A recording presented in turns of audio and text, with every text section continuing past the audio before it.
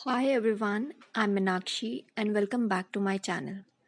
Last video में हमने overview देखा था लाइफ प्रोसेसेस का and we learned that our body needs energy at all times even when we are sleeping. हम सबको पता है कि ये एनर्जी हमें खाने से मिलती है. So the source of this energy is food. This energy is needed to maintain a state of order in our bodies. In today's video, we will discuss what is nutrition and what are the different modes of nutrition. Then we will study about the nutrition in plants. तो अगर हमें nutrition को define करना है तो हम बोलेंगे कि न्यूट्रिशन एक प्रोसेस है जिसके द्वारा खाना अंदर लिया जाता है बॉडी में और उसको यूज़ करा जाता है for growth, development, synthesis of various molecules like proteins और बॉडी के रिपेयर मैकेनिज्म्स के लिए. इन सारी प्रोसेसेस में that is growth, development, synthesis of proteins and repair हमारी बॉडी को एनर्जी चाहिए और ये एनर्जी हमें खाने से मिलती है. So all the organisms need energy but it is fulfilled in different ways. दो मोड्स होते हैं न्यूट्रिशन के. First autotrophic and second heterotrophic. The word auto means self and autotrophs make their own food. So there are photoautotrophs जिनमें photosynthesis का process होता है. For example, plants and algae. ये simple inorganic sources like carbon dioxide and water को use करके अपना खाना बनाते हैं and obtain energy from it. This process happens in the presence of light and in the chlorophyll of the plants. ये जो खाना बनता है it is glucose and it is organic in nature. Now what are inorganic compounds and organic compounds? All the compounds which are made up of carbon atoms which is usually linked with oxygen or hydrogen are organic compounds. और inorganic compounds में usually carbon atom नहीं होता है, but there are some exceptions like carbon dioxide. Now there is one more difference between them. Organic compounds usually living beings की activity से बनते हैं, but inorganic compounds are found in nature. So there are one more type of autotrophs which are chemoautotrophs. The word chemo means chemical. और ये organisms कुछ chemicals को oxidize करके और उनको organic compounds में convert करके अपनी energy को obtain करते हैं. Now the second mode of nutrition is heterotrophic. Heterotrophic nutrition में organisms दूसरे organisms पर depend करते हैं अपने food requirements के लिए. Heterotrophic में भी 3 types हैं. First is consumers. In consumers में herbivores, carnivores and omnivores ये सब आते हैं. For example, human beings and animals. Human beings directly or indirectly depend on autotrophs for their nutrition. We also have detrivores under heterotrophs. This मतलब dead organic matter. तो ये organisms मरे हुए plants and animals पे feed करके अपनी energy को obtain करते हैं. For example, earthworms. Now the third category under heterotrophs is saprotrophs. Saprotrophs अपना खाना नॉन लिविंग ऑर्गेनिक मैटर पे फीड करके ऑब्टेन करते हैं. Now you would wonder what is the difference between detritivores and saprotrophs. Saprotrophs अपनी body से कुछ enzyme secrete करते हैं और इसमें डाइजेशन एक्सटर्नली होता है, मतलब बॉडी से बाहर होता है. Let us now discuss autotrophic mode of nutrition in plants.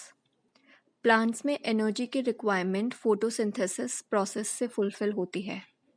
In this process inorganic substances which are carbon dioxide and water are used to make food which is obtained in the form of glucose, and as a byproduct we receive oxygen.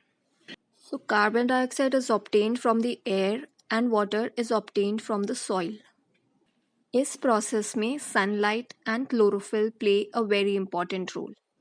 Glucose is use to obtain energy in the plants, और जो glucose तुरंत use नहीं होता उसको वो starch के form में convert कर स्टोर कर लेते हैं. So the equation for the process of photosynthesis is Carbon dioxide plus water gives glucose, which is C6H12O6, and oxygen. Now, after balancing the equation, we receive 1 molecule of carbon dioxide plus 6 molecules of water gives 1 molecule of glucose and 6 molecules of oxygen. The process of photosynthesis takes place in the presence of sunlight and in the chloroplast of the plant cells.